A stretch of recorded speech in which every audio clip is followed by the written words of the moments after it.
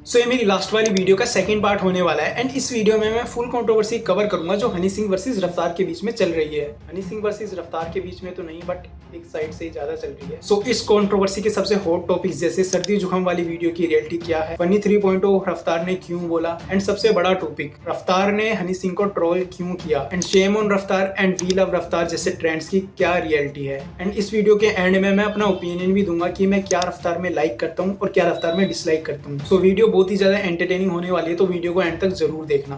Sir controversial story है मेरी, मैं बोलता हूँ तो लोग बोलते नाम ले रहा है, इसलिए मैं बोलता ही नहीं। मतलब मेरी कहानी में कीचड़ उछाले बगैर है ही नहीं कुछ। आज उछाल दो कीचड़ कमल खिले दो। हाँ मतलब हनी से बेटर रैपर हूँ मैं। अब पुरानी बातें हो गई हैं, वो बड़ा हो गया हूँ, मैच्योर हो गया हूँ मैं भी और वो लोग भी। अगर आप इस चैनल पे नए हो तो प्लीज इस चैनल को सब्सक्राइब कर दो। मैं इस चैनल पे ऐसे हिप हॉप से रिलेटेड कंटेंट लाता रहता हूँ। आप सब्सक्राइब करोगे तो मेरे को मोटिवेशन मिलेगा, तो please do subscribe and support me. 14 अप्रैल 2023 को हमें हनी सिंह की साइड से एक इंटरव्यू देखने को मिलता है जिस इंटरव्यू में हनी सिंह ने माफिया मुंडीर की बात करी थी एंड उस इंटरव्यू में हनी सिंह ने बोला था कि जो लड़के बोलते हैं कि माफिया मुंडीर में थे वो एक्चुअल में थे ही नहीं। एंड ये सब सुनने के बाद हमें रफ्तार की साइड से एक स्टोरी देखने को मिली थी जिसमें रफ्तार ने एक मोदी जी का मीम लगाया हुआ था, झूठ बोलो बार बार झूठ बोलो। एंड माफिया मुंडीर में जैसा कि आपको पता है और भी ज्यादा मेंबर थे जैसे बादशाह, इक्का एंड लिल गोलू। एंड इनकी साइड से हमें कोई भी ऐसी स्टोरी देखने को नहीं मिली, बट बादशाह की साइड से हमें एक स्टोरी देखने को मिली थी, karma is a bitch boy. And इन तीनों की साइड से हमें कोई भी ट्रोलिंग देखने को नहीं मिली जो हनी सिंह को पॉइंट आउट करती हो। यहाँ तक तो सब ठीक चल रहा था, बट अगेन 16 अप्रैल 2023 को जब हनी सिंह ने एमिवे बंटाई के लिए ये बोला The future is him। तो शायद ये सब देखने के बाद रफ्तार शायद ऑफेंड हो गए होंगे एंड रफ्तार को ये सब देखकर अच्छा नहीं लगा होगा। और जैसा कि आप सभी को पता है कि रफ्तार की एमवीवी के साथ पास्ट में बीफ हो रखी है एंड ये सब देखने के बाद हमें रफ्तार की साइड से मल्टीपल स्टोरीज देखने को मिली जो सारी की सारी हनी सिंह को ट्रोल कर रही थी और हनी सिंह को पॉइंट आउट कर रही थी। एंड जैसा कि आप सभी को पता है कि रफ्तार ने खुद आकर बोला था कि हनी सिंह और उनके बीच में सब कुछ ठीक चल रहा है, अब वो मैच्योर हो गए हैं। I have no issues with Honey. अब पुरानी बातें हो गई हैं, वो बड़ा हो गया हूँ, मैच्योर हो गया हूँ मैं भी और वो लोग भी। बट हनी सिंह की एमवीवी के साथ जब फोटो आई तो शायद रफ्तार फिर से इमेच्योर हो गए एंड रफ्तार ने फिर से हनी सिंह के साथ अपने रिलेशन खराब कर लिए। अब हेल्थ वाले टॉपिक के ऊपर बात करते हैं। उसी दिन 16 अप्रैल 2023 को हमें रफ्तार की साइड से एक और ट्वीट देखने को मिलता है जिसमें रफ्तार ने लिखा था, तेरी तड़प में एक अलग ही मजा है और ये जीवन जीना तेरी सजा है। और ये ट्वीट करने के बाद रफ्तार को काफी ज्यादा बैकलैश मिलने लगा और रफ्तार के इस ट्वीट के कमेंट्स भी बंद थे। एंड ये ट्वीट आप पढ़ के ही बता सकते हो कि कितना टॉक्सिक ट्वीट था ये। एंड जब कोई आर्टिस्ट इतनी टॉक्सिक चीजें करता है तो उसकी जो ऑडियंस होती है और उसके जो फैंस होते हैं तो वो एक्सट्रीम लेवल पर टॉक्सिसिटी करने लग जाते हैं। इस ट्वीट से तो क्लियर हो गया कि रफ्तार ने हनी सिंह की हेल्थ के ऊपर मजाक बनाया है और ये बहुत ज्यादा टॉक्सिक ट्वीट था, इसलिए रफ्तार के जो कमेंट सेक्शन है ये ऑफ थे। एंड रफ्तार ने काफी साल पहले क्लेम किया हुआ है कि वो हनी सिंह से बेटर रैपर है। हाँ मतलब हनी से बेटर रैपर हूँ मैं। एंड दी अदर हैंड एक बार हनी सिंह ने बादशाह को बोला था कि नैनो और रोल्स रॉयल्स में बहुत ज्यादा फर्क होता है, तो इसी चीज की मोटिवेशन लेके बादशाह ने रोल्स रॉयल्स ले ली एंड हनी सिंह को उसका जवाब दिया, मोटी जेब मोटी चेन मोटी मेरी डीलिंग, एक दिन बस ऐसे ही जाके रोल्स रॉयस ले ली मैंने लौंडे लेते रह गए फी। तो मुझे बहुत अच्छा लगा कि बादशाह ने सिर्फ मुंह से बातें नहीं करी, करके दिखाया। अब सर्दी जुकाम वाली वीडियो की रियलिटी जानते हैं। रफ्तार ने अपने एक फैन के ट्वीट को रीट्वीट करके ये लिखा सर्दी जुकाम एंड उस ट्वीट में एक वीडियो अटैच थी जो कि हनी सिंह के एक इंटरव्यू की थी एंड वो क्लिप एडिटेड क्लिप थी। पहले मैं आपको एडिटेड क्लिप दिखा देता हूँ एंड वो ओरिजिनल क्लिप दिखा देता हूँ।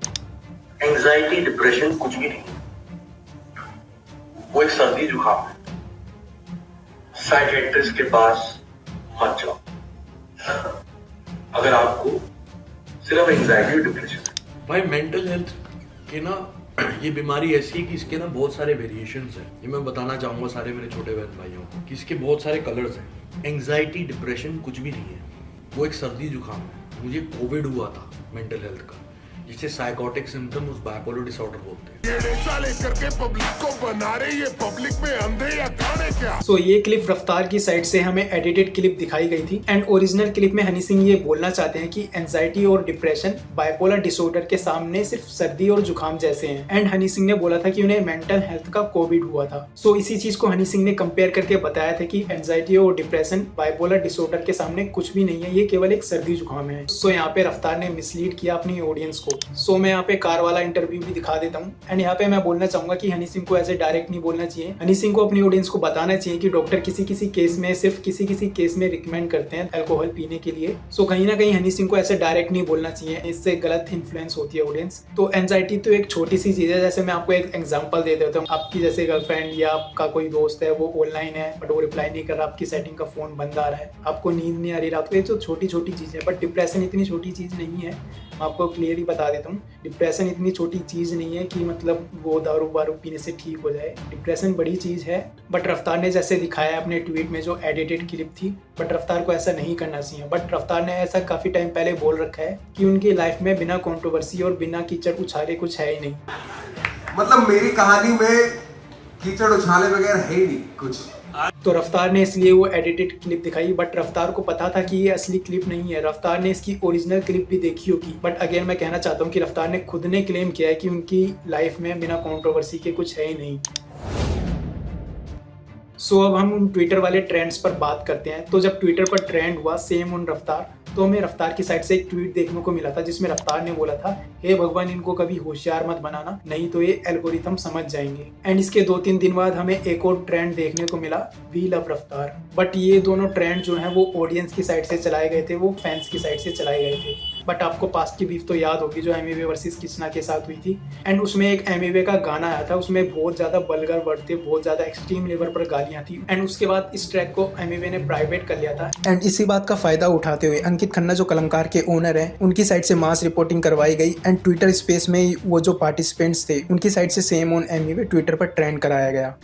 वही मैं बोल रहा था। आप ये बताओ, आपने वो देखा का हमने जो ट्विटर पर ट्रेंड करा रखा है, शेम ऑन एमी पे ट्रेंड हो गया भैया, 5 पे आ गया भाई, लिटरली ट्रेंड करा दिया भाई। इज डेड, कृष्णा भी ट्रेंड हो रहा है साथ में, हैशटैग कृष्णा भी ट्रेंड। डेड बॉडी है ब्रो। मैं एक बात बताऊं, बस अपने फैंस को ये बोलो कि भाई इसके गाने पे जाके कमेंट ना ठोके, क्योंकि इसके गाने पे कमेंट करने से ये ट्रेंडिंग पे चला जाएगा जो ये डिजर्व नहीं करता। हाँ ब्रो, रिपोर्ट करा रहे हैं, बस रिपोर्ट हम लोगों ने देखा, रिपोर्ट करा रहे हैं कंटेंट के लिए रिपोर्ट करा। सुनो सो मास रिपोर्टिंग करना and pre plan Twitter trend चलाना, ये भी एल्गोरिथम का पार्ट है। एंड मैं रफ्तार के उसी ट्वीट पर वापस आना चाहूंगा जब रफ्तार ने बोला था कि हे भगवान इनको कभी होशियार मत बनाना, नहीं तो ये एल्गोरिथम समझ जाएंगे। तो रफ्तार भाई, कलमकार में तो आप भी पार्टनर हो और अंकित खन्ना भी पार्टनर है। पार्टनर तो आपस में चीजें ट्रांसफर हो सकती हैं। तो रफ्तार भाई, असली एल्गोरिथम का मिसयूज तो आप तो कब से करते आ रहे हो और आप इन ऑडियंस को बोल रहे हो। ऑडियंस तो भाई पागल होती है।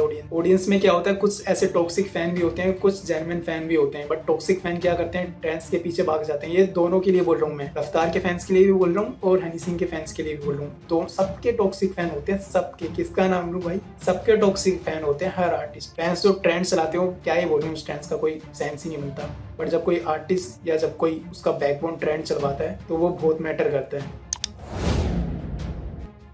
सो अब लिरिक्स वाले पार्ट पे आ जाते हैं भाई। हो लिरिक्स वाला पार्ट तो मैंने लास्ट वीडियो बनाया था एंड मैंने उसमें बोला था कि मेरे को आप ऐसा एक सॉन्ग दिखा दो जिसने हुक भी रफ्तार ने लिखा हो, ध्यान से सुन लो फिर से, जिसमें हुक भी रफ्तार ने लिखा हो और रैप भी रफ्तार ने किया हो। तो भाई आप में से बहुत सारे फैंस के कमेंट आए कि भाई तू रफ्तार का बोतल सुन ले, रफ्तार का चंडीगढ़ रहने वाली है सुन ले, एंड ऐसे बहुत सारे ट्रैक के नाम लिए थे। तो भाई मैं आपको बता दूं मैंने क्या बोला था प्रीवियस वीडियो में, कि हुक भी रफ्तार ने लिखा हो एंड रैप भी रफ्तार ने किया हो उसमें पंजाबी में। एंड जो बोतल सॉन्ग था ना, उसमें कौन है, डीप मनी था, डीप मनी और रफ्तार है। एंड जो रफ्तार ने क्लेम किया था मैंने डोप शॉप लिखा है, उसमें भी डीप मनी है। बट आप जब बोतल सॉन्ग का डिस्क्रिप्शन चेक करोगे ना, उसमें लिरिक्स किसने लिखे हैं, उसमें भी लिरिक्स का क्रेडिट किसी को नहीं दिया गया। तो भाई रफ्तार का यहाँ चांस था, रफ्तार यहाँ क्लेम कर सकते थे। रफ्तार ने तो बोतल में रैप भी किया है, तो रफ्तार यहाँ पर बोल सकते थे कि ये बोतल भी मैंने लिखा है। बट रफ्तार ने नहीं बोला, क्योंकि डीप मनी उतना हाइप में नहीं है और ना ही मेन स्ट्रीम में है। तो अगर रफ्तार डीप मनी को ट्रोल करते तो उनको उतना फायदा नहीं होता जितना हनी सिंह को ट्रोल करने से हो गया। दूसरी बात, रफ्तार का एक ट्रैक आया था शेख चिल्ली जो एमिवे के लिए था, उसमें रफ्तार ने एक बात बोली थी कि मैंने भी लिखा आधा वर्ष तेरा सड़क का, तो लिखा तेरा आधा वर्ष सड़क का। मतलब यहाँ पे रफ्तार क्लेम कर रहे हैं कि जो हैशटैग सड़क था एमिवे का, उसमें आधा वर्ष लिखा था रफ्तार ने। तो यहाँ पे रफ्तार ने क्लियर बोल दिया है कि मैंने कितना गाना लिखा है। बट रफ्तार ने यहाँ पे कभी भी नहीं बोला कि उन्होंने डोप शॉप का कितना गाना लिखा है, आधा लिखा है या रैप लिखा है या पूरा लिखा है, अभी तक आज तक कहीं भी सुनने को नहीं मिला। तो इसलिए मैंने आपसे बोला था कि मेरे को ऐसा रफ्तार का कोई ट्रैक दिखा दो जिसमें हुक भी रफ्तार ने लिखा हो और रैप भी रफ्तार ने किया हो। तो अगर मैं इस वीडियो के कंक्लूजन की बात करूं तो भाई ये तो तय है कि रफ्तार ने हनी सिंह के हेल्थ के ऊपर मजाक बनाया, उनके कमबैक के ऊपर मजाक बनाया फनी 3.0 बोलकर, एंड ऑडियंस को मिसलीड किया एडिटेड क्लिप दिखाकर। बट एक कार वाला इंटरव्यू ऐसा था जिसने हनी सिंह ने गलत बोला था, उनको ऐसे डायरेक्ट नहीं बोलना चाहिए था, मैं ये मान सकता हूँ। सो ये सब ट्रोल क्यों किया रफ्तार ने हनी सिंह? रफ्तार पहले ही बोल चुके हैं कि उनकी लाइफ में बिना कंट्रोवर्सी या बिना कीचड़ उछाले कुछ है ही नहीं। सो वही चीज रफ्तार ने यहाँ पे 2023 में फिर से अगेन दोहरा ली है। एंड हनी सिंह के साथ रफ्तार ने फिर से अपने रिलेशन खराब कर लिए हैं। एंड कुछ टाइम पहले रफ्तार बोल रहे थे हनी सिंह की जब एल्बम नहीं आई थी हनी 3.0, काफी अच्छी बातें बोल रहे थे। हनी सिंह का लुक देख के बहुत अच्छा लग रहा है कि हम 10-15 साल पीछे पहुंच गए। व्यूज ऑन हनी भाईज न्यू लुक बहुत करल, ऐसा लग रहा है 15 साल पीछे चले गए टाइम मशीन में। अचानक से ऐसा क्या हो गया कि जब आपने एमबीबी को साथ में देखा फिर आप ये सब ड्रामा क्रिएट हो गया? सो मैं उस पॉइंट के बारे में बात करता हूँ जो मैंने स्टार्टिंग में वीडियो में बोला था कि मैं रफ्तार में क्या लाइक करता हूँ और क्या डिसलाइक करता हूँ। तो मैं फर्स्ट चीज़ की बात करूँ जो मेरे को रफ्तार में अच्छा लगता है, जो मैं रफ्तार में लाइक करता हूँ, वो है रफ्तार की आर्ट है, वो रफ्तार का रैप म्यूजिक है जो मेरे को बहुत पसंद है। भाई रफ्तार जिस तरीके से रैप करते हैं एक्सट्रीम लेवल पे, उनको लाइक करता हूँ रफ्तार को।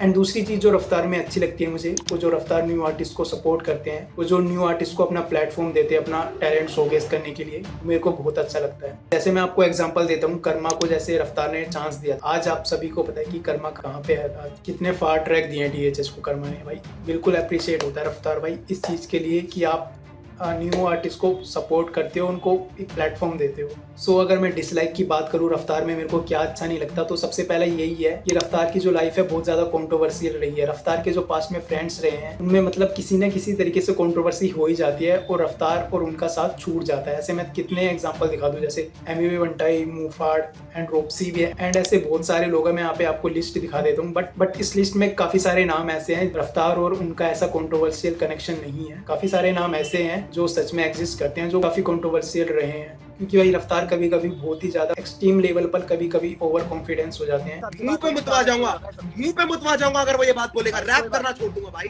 रैप करना छोड़ दूंगा, तेरी तरह थैंकलेस लोग नहीं होते। हाँ मतलब हनी से बेटर रैपर हूँ मैं। और दूसरा रीजन ये है कि रफ्तार का मूड स्विंग होता रहता है। जब तक हनी सिंह की एल्बम नहीं आई थी हनी 3.0, रफ्तार काफी अच्छी बातें कर रहे थे हनी सिंह के लिए। एंड रफ्तार ने काफी बार क्लेम भी किया है कि हनी सिंह और उनके बीच ऐसा कोई भी कंट्रोवर्शियल मैटर नहीं है, सब कुछ ठीक चल रहा है उनके बीच में। एंड उन्होंने बोला कि जैसे वो मैच्योर हो गए हैं। एंड भाई दोबारा जब से हनी सिंह ने एमबीबी बंटाई के साथ फोटो डाली है एंड जब से हनी सिंह ने वो इंटरव्यू दिया है, जब से फिर दोबारा वही चीजें आ गई हैं। एंड फिर से इमेच्योर ट्वीट, इसको पोक करना, उसको पोक करना, इसको भड़काना, उसको भड़काना, मतलब नहीं लगता भाई मेरे को ये सब अच्छा। एंड चलो आप मान लिया ऑडियंस को मिसलीड कर सकते हो एडिटेड क्लिप दिखाकर, एडिटेड ट्वीट्स दिखाकर, बट इंडस्ट्री में जो लोग हैं, इंडस्ट्री में जो आर्टिस्ट हैं, उनको पता है कौन सी क्लिप ओरिजिनल है, कौन सी क्लिप एडिटेड है, उनको सब पता है कौन कैसा है और कौन कैसा नहीं। बट एक अच्छी बात ये भी है रफ्तार के लिए कि रफ्तार का 3-4 साल बाद शायद फिर से मूड स्विंग हो जाए एंड रफ्तार फिर से बोल दे कि हनी और उनके बीच सब कुछ ठीक चल रहा है। ऐसी ये मेरी इमेजिनेशन है, ऐसा होगा या नहीं होगा पता नहीं, हो तो फ्यूचर में पता चलेगा। सो अगर आप यहाँ तक पहुँच गए हो तो प्लीज़ वीडियो को लाइक करो और चैनल को सब्सक्राइब करो एंड मेरे को कमेंट करके बताना ज़रूर आपका क्या ओपिनियन है इस मैटर पर। एंड मेरे को सब्सक्राइब करो भाई, आज तो सब्सक्राइब कर ही दो, बहुत मेहनत लगती है भाई वीडियो बनाने में। प्लीज़ सब्सक्राइब कर दो, मेरे को मोटिवेशन मिलेगा और आपका कुछ नहीं जाएगा भाई। प्लीज़ सब्सक्राइब कर दो